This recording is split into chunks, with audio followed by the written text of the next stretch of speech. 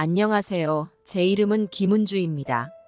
제가 여러분께 들려드릴 이야기는 제 며느리와의 재미있는 에피소드입니다. 우리 며느리가 얼마나 장난기 많은 아이였는지, 그리고 그 장난에 제가 어떻게 대응했는지 들어보시겠어요? 우리 며느리는 결혼 초부터 유쾌하고 장난기 넘치는 성격이었어요. 어느 날 제가 친구들과 다과 모임을 집에서 가졌을 때의 일이에요. 며느리가 몰래 설탕을 소금으로 바꿔놓은 거예요. 그날 일을 자세히 말씀드릴게요.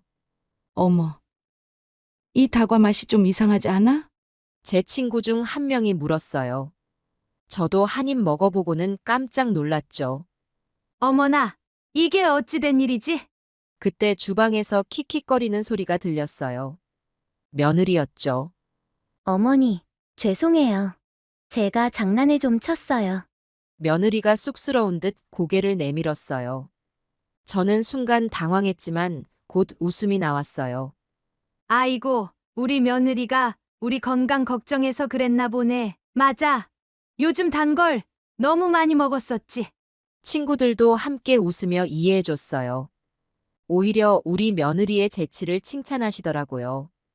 또 다른 날엔 제 생일 케이크에 왕꿈트리를 숨겨놓아 놀라게 한 적도 있었어요.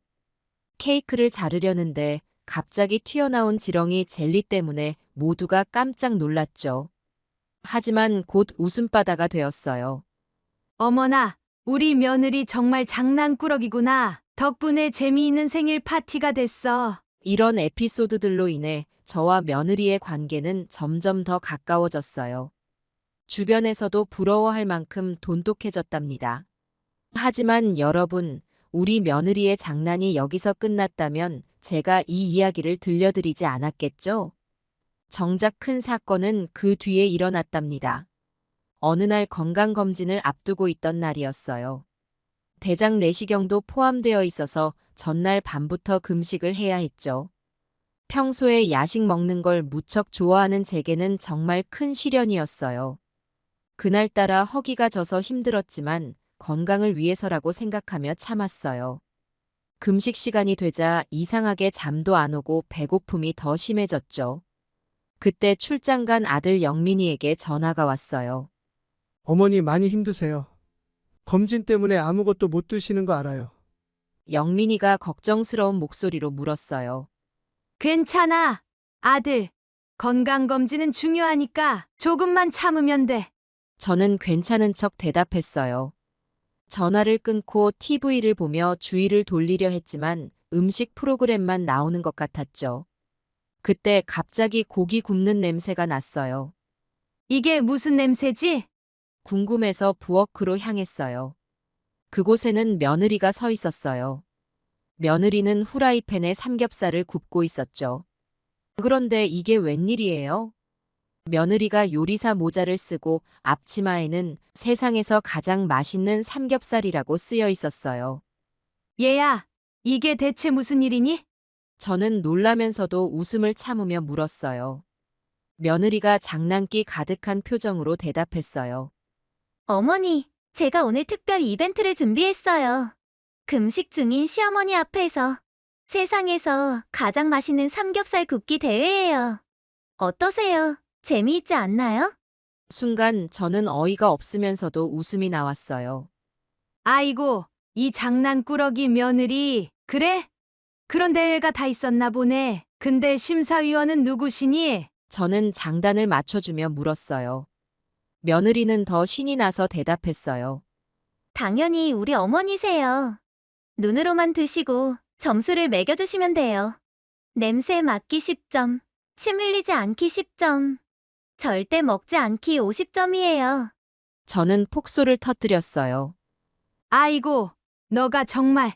그래, 내가 한번 열심히 심사를 해볼게. 며느리는 신이 나서 고기를 뒤집으며 말했어요. 어머니, 이 고기 냄새 좀 맡아보세요. 세상에서 제일 맛있는 냄새 아닌가요? 저는 고개를 절레절레 흔들며 대답했어요. 에이, 식당 앞에서 맡는 냄새보다는 못하구나. 향, 점수는 5점. 며느리는 발그레 해진 얼굴로 웃으며 말했어요. 어머, 어머니. 제 실력을 너무 얕보시는 거 아니에요? 이제 볼만하시죠? 그 모습을 보니 갑자기 제 마음이 따뜻해졌어요. 우리 며느리가 저를 위해 이렇게 재미있는 상황을 만들어준 거잖아요. 그래. 너의 노력은 인정해줄게. 재미 점수는 100점이다. 며느리의 얼굴에 환한 미소가 피었어요. 어머니, 정말요? 그럼 제가 이 대회에서 우승한 거예요? 그래. 우승이야. 상품은 뭐야?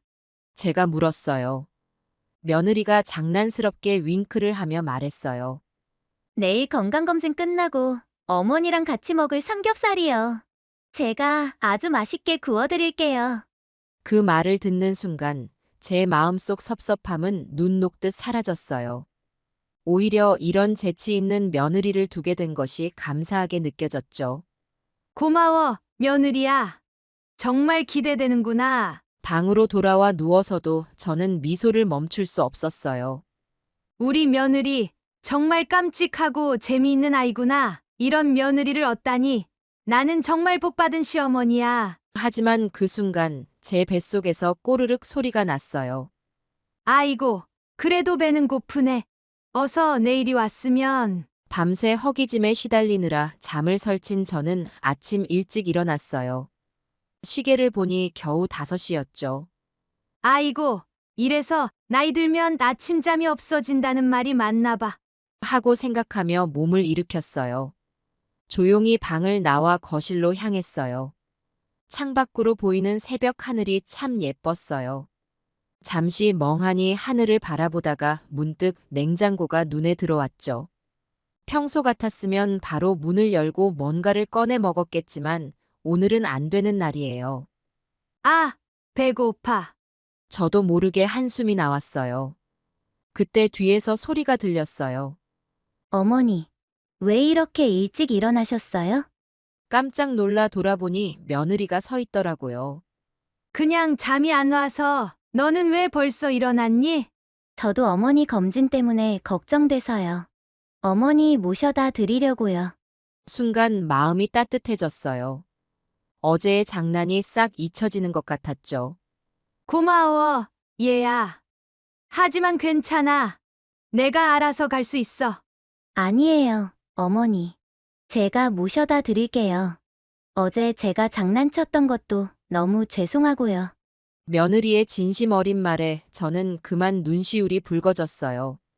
우리 며느리가 이렇게 효심 깊은 아이였나? 하는 생각이 들었죠. 며느리와 함께 병원으로 향하는 차 안에서 저는 문득 어제의 일을 떠올렸어요. 며느리의 장난 섞인 행동이 새삼 재미있게 느껴졌어요. 병원에 도착해서 접수를 하고 대기실에 앉았어요.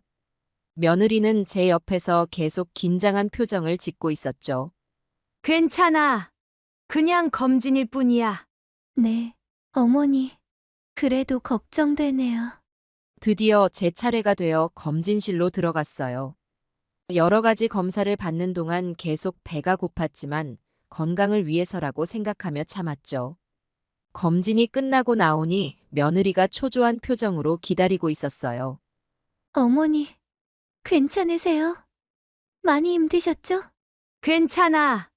그런데 이제 좀 배고프다? 며느리의 얼굴에 안도의 표정이 스쳤어요. 어머, 그럼 빨리 가서 맛있는 거 드셔요. 집으로 돌아오는 차 안에서 저는 문득 며느리의 장난이 떠올랐어요. 그리고 갑자기 재미있는 생각이 들었죠. 그래. 나도 언젠가 한번 해줘야지. 제 입가에 살짝 미소가 지어졌어요. 며느리는 그 모습을 보고 물었어요. 어머니, 왜 그렇게 웃으세요?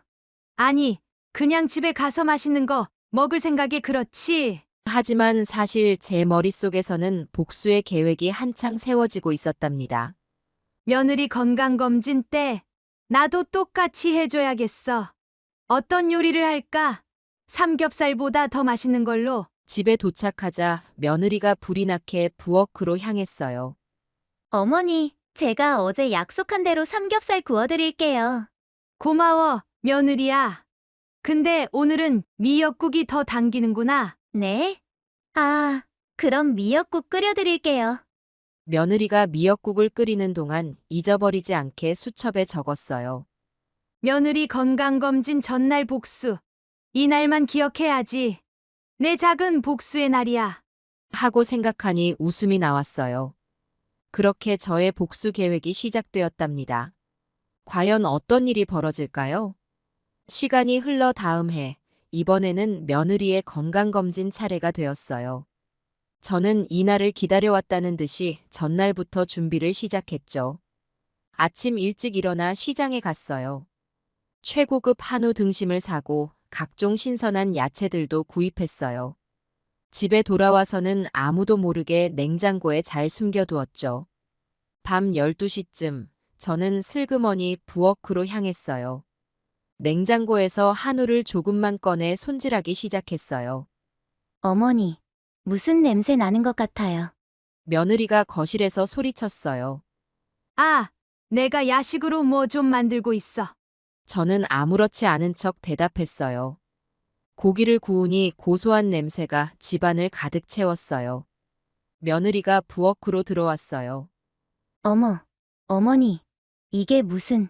며느리의 눈이 동그래졌어요.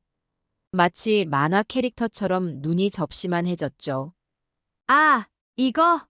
저는 고기를 뒤집으며 천연덕스럽게 말했어요. 그냥 갑자기 소고기가 내 손을 잡고 나를 구워줘 하고 애원하더라고. 어쩔 수 없었지 뭐. 며느리는 황당한 표정으로 저를 쳐다봤어요.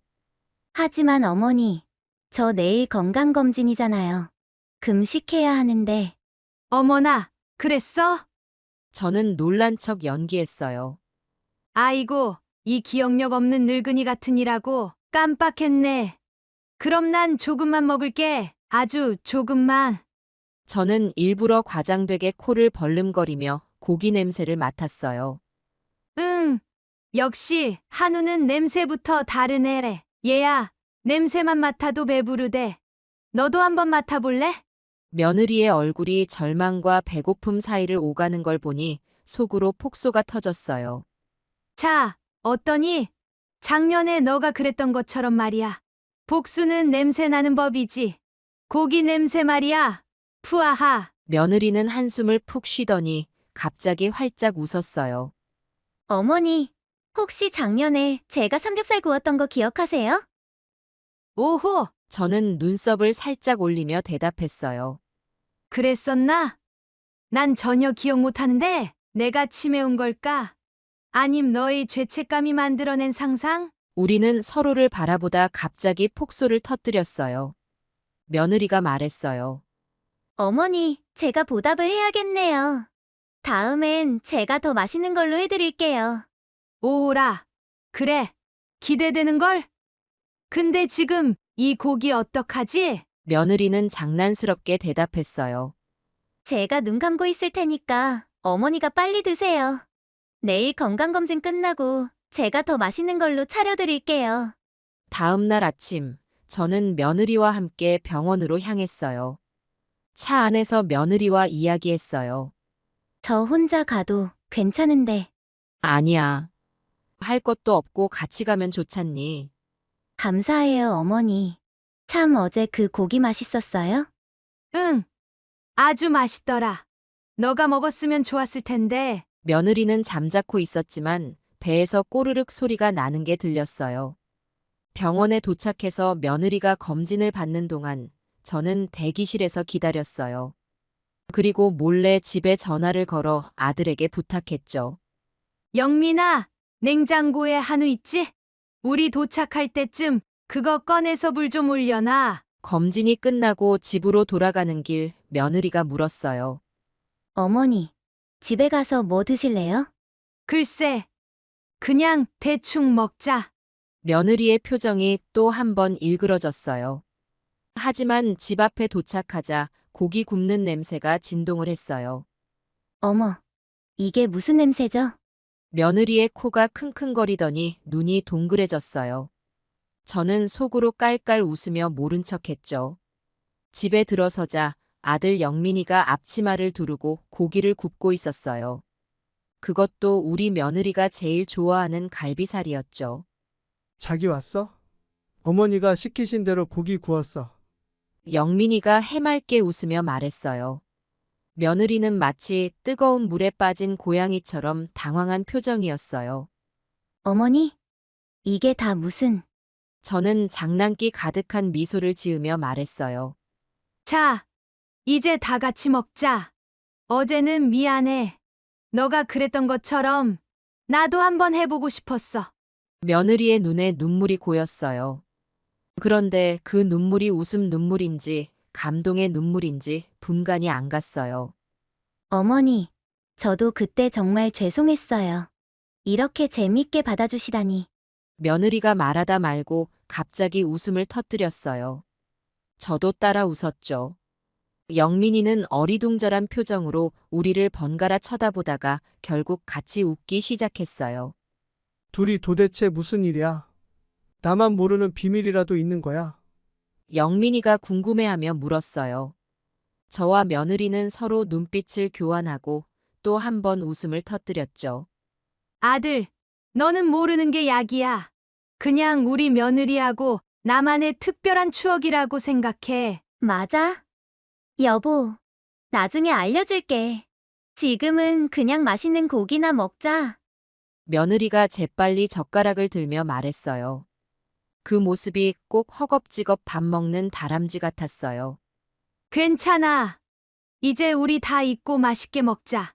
영민아, 상 차리는 거 좀 도와주렴. 저는 영민이를 부엌으로 보내고 며느리 옆에 앉았어요. 그리고 작은 목소리로 속삭였죠. 며느리야, 이제 우리 1대1이다. 다음엔 누가 이길까? 며느리는 킥킥 웃으며 대답했어요. 어머니, 저 다음에는 진짜 대박을 칠 거예요. 기대하세요. 우리는 서로를 바라보며 또 한 번 웃음을 터뜨렸어요. 그 순간 저는 이 며느리를 얻은 게 정말 행운이라는 생각이 들었답니다. 그렇게 우리 가족은 함께 웃으며 소고기 파티를 즐겼어요. 영민이는 계속 궁금해하며 우리에게 물어보았지만 우리는 입을 다물고 서로 눈짓만 주고받았죠. 아, 정말. 도대체 무슨 일인지 알려주면 안 돼? 영민이가 투덜거리자 며느리가 장난스럽게 대답했어요. 여보, 당신이 모르는 게 우리 어머니랑 나 사이를 더 가깝게 만드는 거야. 그러니까 그냥 모르는 척해. 저는 며느리의 재치 있는 대답에 또 한 번 웃음이 나왔어요. 우리 며느리 정말 똑똑하고 재미있는 아이야 하. 이 작은 복수놀이로 우리 가족은 더 가까워졌답니다. 특히 저와 며느리 사이에는 뭔가 특별한 유대감이 생긴 것 같았어요. 서로를 더 이해하게 되었고 우리만의 비밀스러운 장난을 공유하게 된 거죠. 그날 이후로 우리는 종종 서로를 놀리는 작은 장난을 치곤 했어요. 물론 항상 서로를 배려하면서 말이에요. 때로는 영민이를 끼워주기도 하고 때로는 그 애를 빼놓고 우리만의 비밀 작전을 세우기도 했죠. 이런 재미있는 에피소드 덕분에 우리 가족의 일상은 더욱 활기차고 즐거워졌어요. 매일매일이 작은 놀라움의 연속이었죠. 여러분도 가족들과 이런 재미있는 추억 많이 만드세요. 때로는 작은 장난이 가족을 더 끈끈하게 만들어준답니다. 물론 상대방의 마음을 헤아리면서 말이에요. 자, 이제 다음 건강검진은 제 차례예요. 과연 우리 며느리가 어떤 작전을 세울지 벌써부터 기대가 되네요. 어떤 반응을 보여줘야 할지 저도 슬슬 준비해야겠어요. 다음 에피소드도 기대해주세요. 영화보다 더 영화 같은 제 인생 이야기를 들려드릴게요. 저는 올해로 73살이 되었답니다. 세월이 쏜살같이 흘러 어느덧 인생의 황혼기에 접어들었네요. 지금 생각해보면 20대 중반 24살에 결혼했던 게 엊그제 같아요. 남편은 28살로 저보다 4살 연상이었죠. 친구 결혼식에 갔다가 남편을 보고 첫눈에 반해버렸어요. 그때만 해도 저는 내성적이고 소심한 성격이라 남자에게 먼저 다가가는 법이 없었어요. 근데 그 친구 결혼식에서 제 눈에 띈 남자, 그게 바로 남편이었죠. 키가 크고 체격이 좋으셨어요. 무엇보다 선한 인상이 마음에 쏙 들더라고요. 친구 결혼식이 끝나고 혼자 버스 정류장에 서 있는데 어떤 목소리가 들리는 거예요. 저기요? 아가씨, 깜짝 놀라 뒤를 돌아보니 결혼식장에서 제 눈에 띄었던 그 남자가 서 있었어요. 수줍게 미소를 지으며 인사를 건네는데 그 모습이 너무 멋있었어요. 그렇게 우리는 연애를 시작했어요. 연애 기간은 1년 정도였죠. 1년 동안 우리는 서로에 대해 많은 걸 알아갔어요. 남편은 묵묵히 자기 할 일을 하는 듬직한 사람이었어요.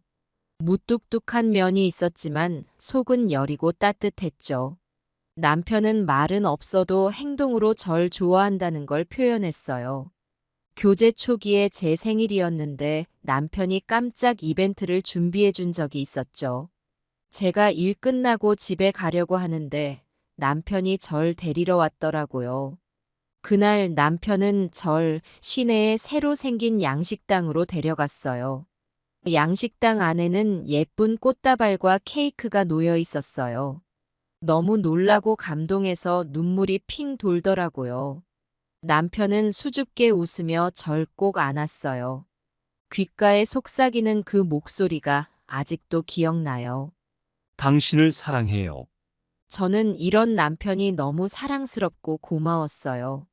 다정하고 속 깊은 남자라는 걸 알게 됐죠. 연애할 때부터 저희 두 사람은 뗄래야 뗄 수 없는 사이가 되어 있었어요. 사소한 말다툼이 있어도 금방 화해하곤 했죠. 서로에 대한 사랑과 신뢰가 깊었던 것 같아요. 결혼 전날 밤에는 너무 긴장되고 설레서 잠을 한숨도 못 잤어요. 평생 함께 살 사람과 내일 100년 가약을 맺는다는 게 실감이 안 났죠. 결혼식 당일 한복을 곱게 차려입고 입장하는데 눈앞에 있는 남편이 너무 멋있어 보이는 거예요. 숨이 멎을 것 같았어요. 순간 울컥 눈물이 나오더라고요. 저를 보며 환하게 웃는 남편, 떨리는 목소리로 예식사를 읽는 모습이 지금도 생생해요. 결혼 후 저희 부부는 더없이 행복했죠. 신혼집에서의 단둘만의 시간은 너무 좋았어요. 아침에 일어나면 남편 얼굴을 보는 게 그렇게 행복하고 감사하더라고요. 남편도 절 보며 매일 환한 미소를 짓곤 했죠. 시간만 나면 뜨겁게 포옹하고 입을 맞추며 사랑을 나눴어요. 집에 들어가자마자 눈이 마주치면 서로를 끌어안았죠. 한창 사랑할 나이에 잘생기고 멋진 남편과 살게 되니 세상 부러울 게 없었어요. 남편을 위해 저녁 식사 준비하고 맛있는 반찬 해주는 게 즐거웠어요. 맛있게 식사하고 설거지를 마치면 남편은 절 꼭 껴안고 볼에 뽀뽀해주곤 했죠. 주말이면 근교로 산책 나가서 맛있는 것 먹고 구경도 다녔어요.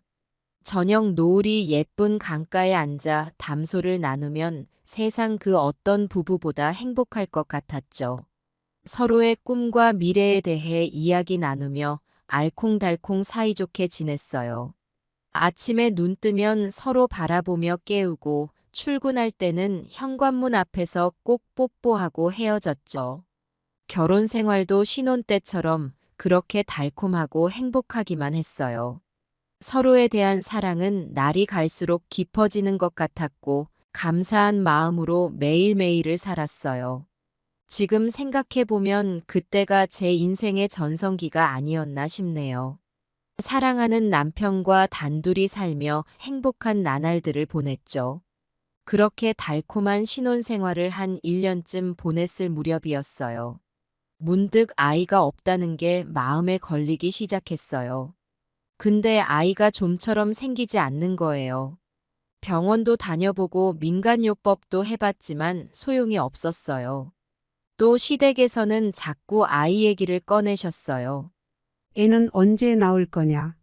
우리 대를 이어줄 손자, 손녀가 필요하다. 남편도 저도 스트레스를 많이 받았죠. 시댁과 마찰이 생기기도 했어요. 남편이 위로해줬지만 속상한 마음은 어쩔 수 없었어요. 그러던 어느 날 남편이 중요한 말이 있다며 절 불렀어요. 남편은 진지한 표정으로 저를 바라보더니 이렇게 말했죠. 여보, 우리 입양하는 거 어때요?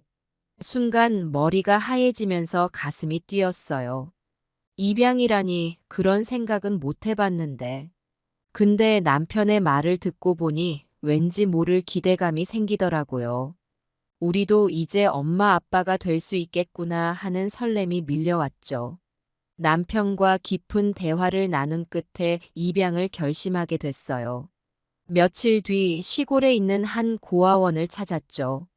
고아원에서 여러 아이들을 만났는데 모두 불쌍하고 안쓰러워 보였어요. 그 중에서도 유독 눈에 띄는 아이가 있었죠. 귀여운 외모에 해맑은 미소를 짓고 있는 3살배기 남자아이였어요. 이름은 혜준이라고 했죠. 순간 운명처럼 와닿는 느낌이 들었어요.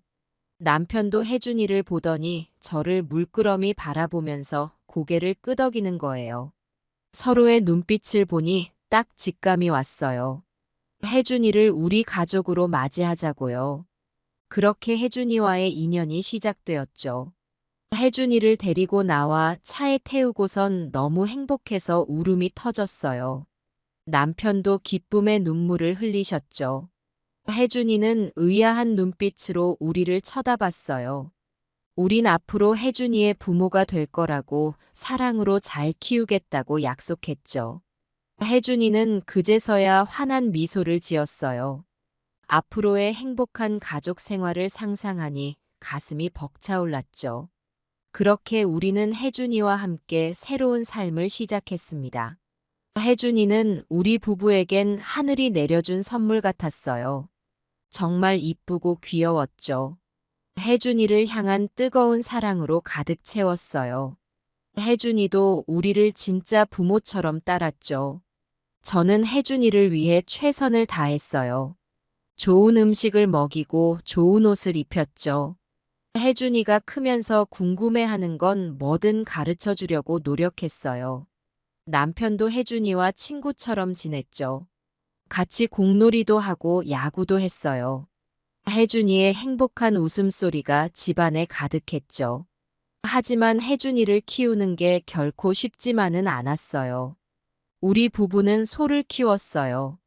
처음엔 10마리도 안 되는 소를 키웠는데 점점 늘어나서 나중엔 300마리나 되더라고요. 남편은 소 돌보는 일로 늘 바빴죠.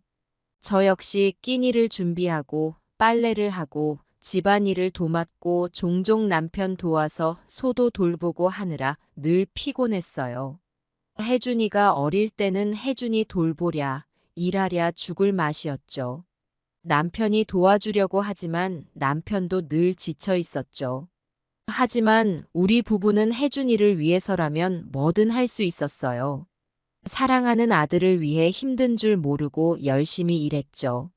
그렇게 행복하게 살던 어느 날 남편에게 불행한 일이 생겼어요. 남편이 일을 하다가 갑자기 쓰러진 거예요.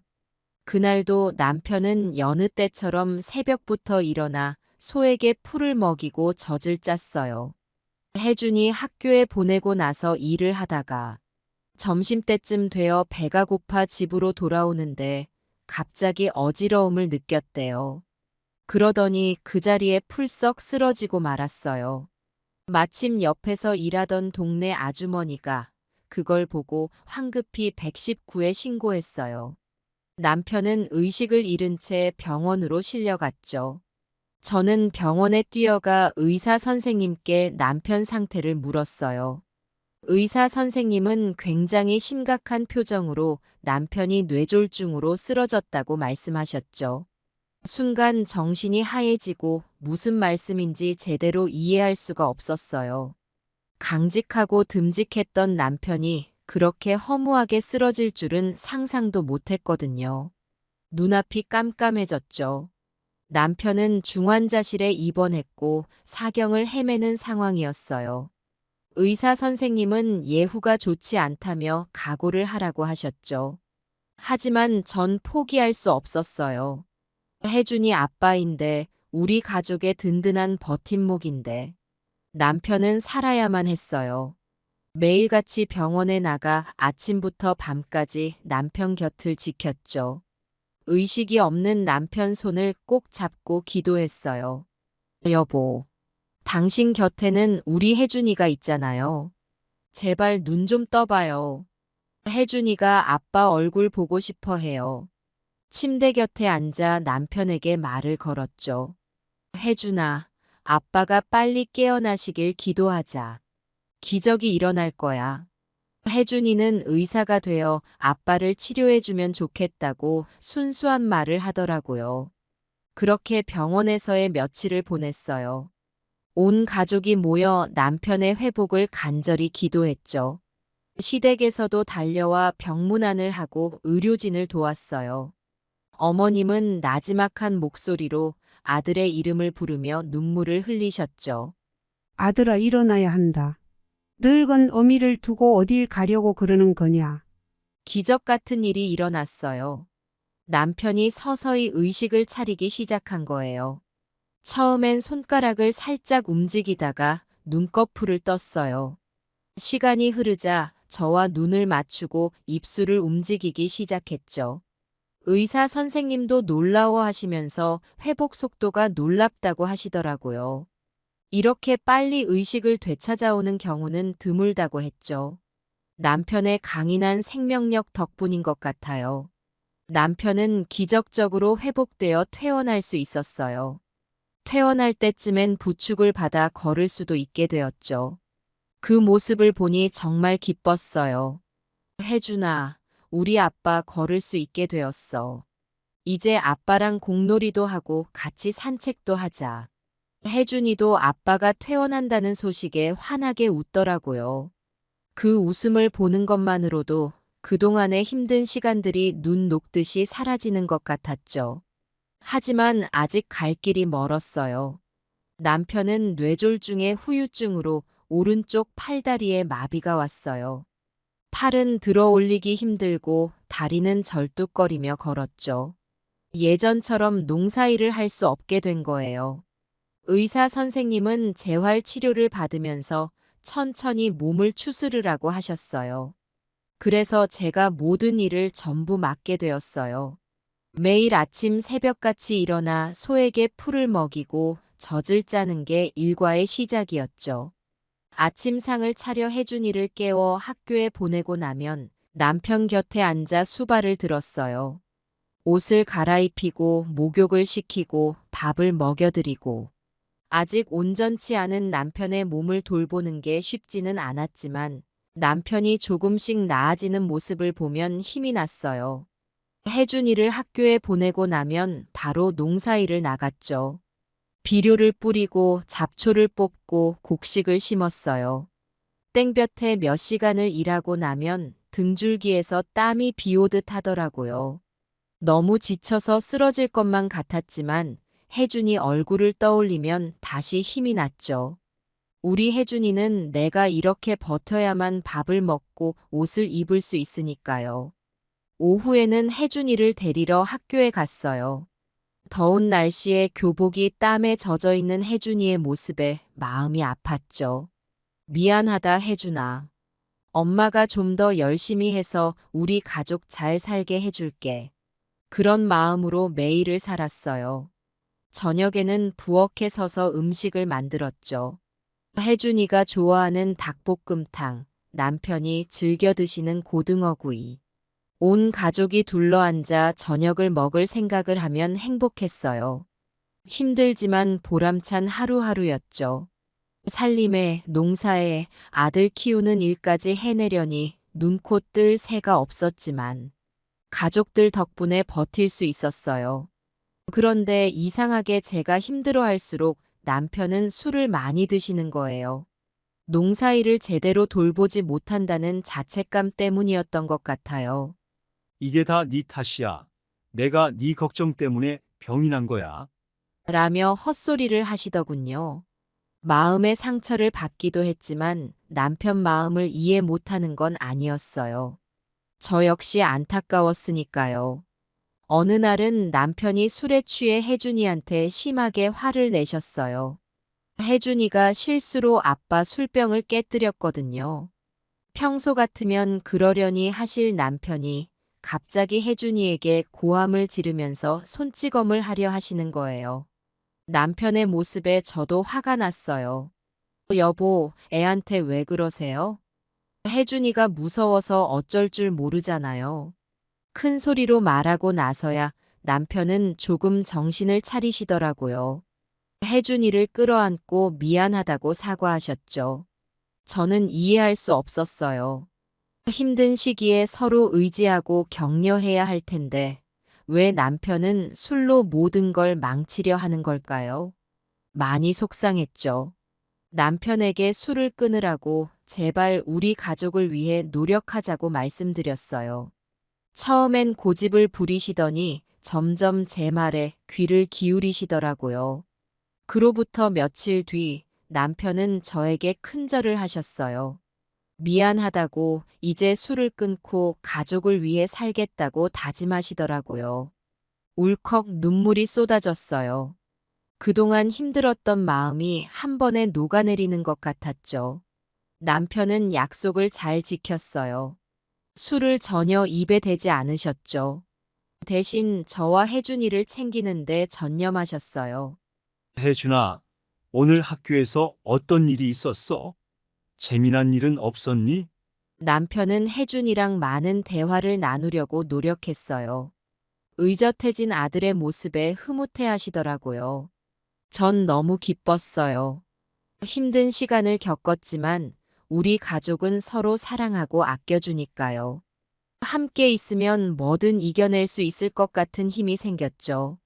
남편의 병이 완쾌되면 혜준이와 함께 여행도 가고 좋은 추억도 만들고 싶었어요. 앞으로 우리 가족이 펼쳐나갈 행복한 미래를 그려봤죠. 근데 그건 저의 희망사항일 뿐이었어요. 남편의 건강은 좀처럼 호전되지 않았거든요. 술은 끊었지만 뇌졸중의 후유증으로 건강이 나빠지기 시작했죠. 시간이 지날수록 입맛을 잃고 몸무게가 빠지고 기운이 없어 보였어요. 저는 겉으로는 티내지 않으려고 애썼지만 속으로는 많이 걱정되고 불안했어요. 혹시나 하는 마음에 종종 울음을 터뜨리기도 했죠. 혜준이 몰래 혼자 눈물 흘리는 날이 많았어요. 제 걱정이 현실이 되고 말았어요. 어느 날 남편이 일을 하다가 그만 쓰러지고 말았어요. 급하게 병원으로 모셨지만 회복하지 못하고 하늘나라로 가고 말았죠. 한참 살 나이에 너무 허망하게 떠나셨어요. 장례식장에서 남편 영정 사진을 보며 펑펑 울었어요. 옆에서 혜준이도 엉엉 울었죠. 이제 우리 가족은 남편 없이 살아가야 한다는 게 믿기지가 않았어요. 남편의 죽음 이후 저는 큰 슬픔에 빠졌어요. 하루하루가 고통스럽고 힘들었죠. 혜준이를 보면 남편 생각이 더 났어요. 혼자서 어떻게 혜준이를 잘 키울 수 있을까 막막한 마음뿐이었죠. 가끔은 남편 옷을 꺼내 얼굴에 묻고 한참을 울기도 했어요. 그리움이 밀려와 가슴이 터질 것만 같더라고요. 그래도 혜준이 앞에서는 웃는 얼굴로 대했어요. 엄마가 약한 모습 보이면 혜준이가 더 힘들어할까봐 걱정되었거든요. 남편 빈자리가 크게 느껴졌지만 꿋꿋이 살아갈 수밖에 없었어요. 한편으로 혜준이가 대견스러웠어요. 아빠가 없어진 상황에서도 의연하게 잘 견뎌냈거든요. 학교 공부에도 더 매진하더라고요. 아빠 기일의 묘소에 찾아가 아빠 걱정하지 마세요. 저 열심히 공부해서 훌륭한 사람 될게요. 엄마도 제가 잘 모실게요. 라고 말하는 모습에 눈시울이 뜨거워지더라고요. 어린 나이에 책임감 있는 말을 하는 걸 보니 기특하기도 하고 안쓰럽기도 했죠. 그렇게 세월이 흘러 혜준이가 훌쭉 커갔어요. 고등학교에 진학했는데 성적이 아주 우수했죠.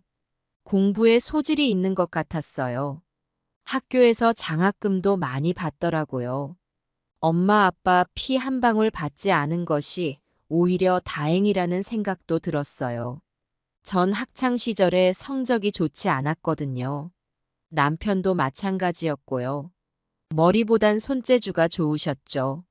혜준이는 우리와 달랐어요. 엄마, 저 의사가 될 거예요. 주변에 어려운 사람들 많이 도와주고 싶어요. 혜준이가 어느 날 불쑥 그런 말을 하는 거예요. 의사라니 너무 멋진 꿈이 아니겠어요? 첫째는 남을 도울 수 있는 직업이고, 둘째는 안정적이잖아요. 의사라는 직업은 어디 가서 손해볼 일이 없으니까요. 저는 무척 기뻤어요. 그래, 잘 생각했다. 엄마가 널 믿는다. 꼭 멋진 의사 되거라. 하고 용기를 북돋아 주었죠. 의대 진학을 위해 혜준이는 밤낮으로 열심히 공부했어요. 학교에서 돌아오면 밥 먹고 바로 책상 앞에 앉더라고요. 늦은 밤까지 책을 읽고 문제집을 푸느라 잠도 제대로 못 잤죠. 가끔 제가 혜준아, 너무 무리하지 말고 좀 쉬어도 된다. 라고 하면 환한 얼굴로 웃으면서 엄마, 전 괜찮아요. 제 꿈을 위해 열심히 해야죠. 엄마처럼 강한 사람이 되고 싶어요. 라고 말하더라고요. 제 자식이 그렇게 씩씩하니 대견스럽기도 하고 안쓰럽기도 했어요. 대학 입시를 치를 때가 다가왔어요. 혜준이의 장래가 걸린 문제라 저희는 초조해했죠. 합격 발표날 혜준이는 집에서 컴퓨터 앞에 앉아 결과를 기다렸어요. 옆에서 저도 가슴 졸이며 기도했죠. 하느님, 제발 우리 혜준이가 꼭 의대에 합격할 수 있게 해주세요. 마우스를 클릭하는 순간 화면에 합격이라는 두 글자가 떴어요. 저도 모르게 예하고 소리를 지르며 혜준이를 껴안았죠. 혜준이도 엄마, 해냈어요. 제가 해냈어요. 하면서 눈물을 글썽이더라고요. 혜준이 덕에 집안에 경사가 났죠. 시댁에서도 좋아하셨어요. 가업을 잇는 건 못 되지만 그래도 의사가 된다니 대견해 하셨죠. 경제적으로 어려운 상황에서도 제가 꿋꿋이 아들을 키워냈으니 자랑스러워 하시더라고요. 장남 며느리 노릇 톡톡히 했다며 저를 많이 치켜 세워주셨어요. 혜준이가 의대에 입학하고 나선 정신이 하나도 없었어요. 제 삶의 목표가 아들 뒷바라지 하는 거였으니까요. 아침 일찍 일어나 도시락 싸주고 학비 대느라 허리가 휘도록 일했죠. 소를 더 열심히 길러 우유를 팔고 쌀과 잡곡도 팔았어요. 주변에서 이래저래 도와주는 분들이 많았어요. 먹고 살 만한 형편이 되니 세간의 시선도 따뜻해지더라고요. 혜준이 학비 대기 위해 고군분투하는 저를 안쓰럽게 여기는 거죠. 학교에선 혜준이 소식을 자주 전해 들었어요.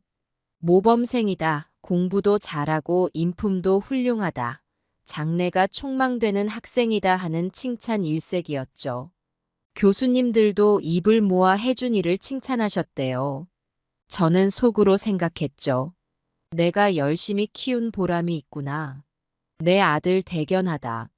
시험 때마다 우수한 성적을 받아오는 혜준이가 참 기특했어요. 방학 때 집에 오면 웃음꽃이 피었죠. 혜준이는 자기 전공 책을 읽느라 여념이 없었는데 저는 뒤에서 한참을 바라보곤 했죠. 주름진 손으로 혜준이 등을 토닥이면서 우리 아들 정말 멋지구나. 아빠가 보면 좋아하실 텐데. 하고 중얼거렸어요. 혜준이는 책에서 고개를 들어 환하게 웃으며 절 꼭 안아주곤 했죠. 어느덧 혜준이가 의사가 되는 날이 다가왔어요. 국가고시에 합격하고 대학병원 인턴으로 발령받았다는 소식에 걱정 반 기쁨 반이었죠. 걱정은 아들이 힘든 인턴 생활을 잘 버텨낼 수 있을까 하는 거였고, 기쁨은 이제 제 평생 소원이었던 아들 의사 만들기를 이룰 수 있게 된 거였어요. 인턴 첫날 의사 가운 입은 혜준이를 보는데 가슴이 뭉클하더라고요. 혜준아, 축하한다. 정말 대견하다. 우리 아들이 자랑스럽구나. 이 좋은 날을 남편과 함께 맞이하지 못해 아쉽지만 하늘에서도 기뻐하실 거예요. 혜준이가 인턴에서 레지던트를 거쳐 전문의가 되는 과정은 순탄치 않았어요. 밤낮 없이 바쁘게 뛰어다니고 응급실에서 잠을 자기 일쑤였죠. 과중한 업무에 지쳐 힘들어할 때도 많았어요. 그때마다 옆에서 격려해줬죠. 혜준아, 조금만 더 힘내자. 다 너를 위해서 하는 일이란다. 시간이 흘러 어엿한 의사가 된 혜준이를 보니 이루 말할 수 없이 자랑스러웠어요. 이제 우리 가족도 잘 살 수 있겠구나 하는 생각이 들더라고요. 그렇게 몇 년의 세월이 흘렀어요. 아들 덕분에 이제 우리 가족도 잘 살 수 있겠구나 싶었죠. 소도 300마리나 키우게 됐고 넉넉하진 않아도 먹고 살 만한 형편이 됐으니까요. 그런데 어느 날 혜준이가 저를 요양원에 모시겠다는 거예요. 순간 깜짝 놀라 물었죠. 갑자기 왜 그러는 거니? 엄마는 아직 정정하고 소도 봐야 하는데. 혜준이의 눈빛이 너무 차가워 보이는 거예요. 엄마, 이젠 나이가 많으시잖아요. 편히 쉬셔야죠.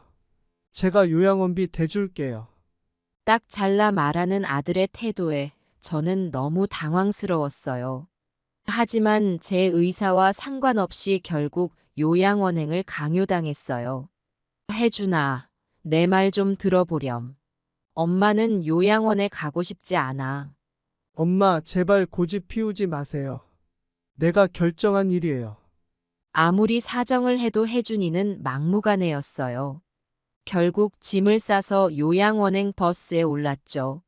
눈물이 나올 것 같았지만 꾹 참았어요. 아들의 뜻을 거스를 순 없었으니까요. 요양원 생활이 턱없이 힘들었어요. 아침 일찍 기상해서 점호하고 식사하고 산책하고 마치 군대 같은 단조로운 일상의 반복이었죠. 더군다나 시설도 낡고 좁아서 사생활이 전혀 없었어요. 같은 방을 쓰는 할머니가 치매가 좀 걸려서 밤에 잠도 설쳤죠. 소 생각도 너무 났어요. 내가 그렇게 정성껏 키운 소들인데 내가 없으니 누가 돌보고 있을까? 걱정이 태산 같았죠. 혜준이한테 전화해서 소 얘기를 꺼냈더니 엄마, 그 소들 다 팔았어요. 이제 그만 신경 쓰세요. 라는 대답이 돌아오는 거예요. 충격이 너무 커서 그 자리에 주저앉고 말았어요. 소를 판 것도 모자라 알고 보니 제 명의로 된 땅과 집도 팔아버렸더라고요. 그 돈으로 도박을 했대요. 한순간에 모든 걸 잃어버린 거죠. 아들은 도박에 미쳐서 가산을 탕진했고 빚더미에 앉았어요. 이 사실을 알고 나니 하늘이 무너지는 것 같았어요.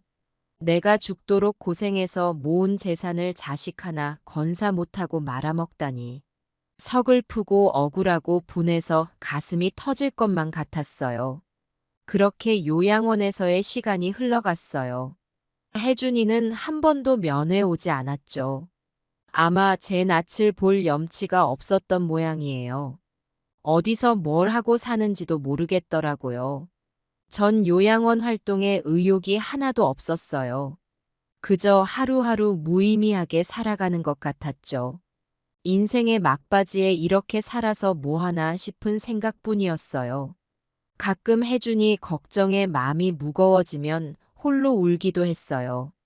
그러던 어느 날 요양원장이 절 불렀어요. 의아해서 원장실로 갔더니 혜준이가 고개를 떨군 채 앉아있는 게 아니겠어요. 그애 얼마나 야위고 초췌해졌는지 몰라요. 먼저 달려가 꼭 안아주고 싶었지만 꾹 참았죠. 원장님이 입을 여셨어요. 어르신, 댁이 아드님께서 도박으로 많은 빚을 지셨다고 합니다. 그래서 요양원비도 못 내시는 형편이고요. 안타깝지만 더 이상 모실 수가 없게 되었습니다. 죄송합니다. 그 말을 듣는데 귀를 의심했어요. 아들이 도박으로 내 재산을 모조리 날려먹고 이젠 내가 있을 곳조차 없어졌다니. 혜준이는 고개만 숙인 채 아무 말이 없었어요. 차마 제 얼굴을 볼 수 없는 모양이었나 봐요. 이 불효막심한 자식아. 엄마를 이렇게 만들다니. 원망스러웠지만 더는 아들을 탓할 수도 없었어요. 이미 벌어진 일이었으니까요. 어쩔 수 없이 요양원을 나왔어요. 아무도 저를 돌봐줄 사람이 없었죠. 결국 노숙자 신세가 되고 말았어요. 먹을 게 없어 쓰레기통을 뒤지고 길거리를 떠도는 신세라니. 내 팔자가 이렇게 기구할 줄이야. 갈 곳 없는 몸뚱이로 거리를 떠돌며 하루하루 겨우겨우 살아가는 신세가 되었어요. 먹을 게 없어 동냥하러 다니고 밤엔 공원 벤치나 지하철 역사에서 얼어 죽을 뻔도 했죠. 추위와 배고픔에 떨면서도 한편으론 스스로가 한심하고 불쌍해 보였어요. 이런 꼴로 살아서 뭐하나. 차라리 죽는 게 나을 것 같다는 생각이 간절했죠. 그러던 어느 날이었어요. 동네를 배회하던 중 저만치에서 소 울음소리가 들렸어요. 하마터면 잊을 뻔했네. 내가 기른 소가 여기 있었지. 문득 떠오르는 기억에 그 소리를 따라 발걸음을 재촉했죠. 골목 안쪽에 들어서자 제가 그토록 아끼던 소들이 서 있는 게 보이는 거예요. 소들을 보는 순간 저도 모르게 눈물이 왈칵 쏟아졌어요. 내 소들아. 엄마가 널 버리려던 게 아니었는데.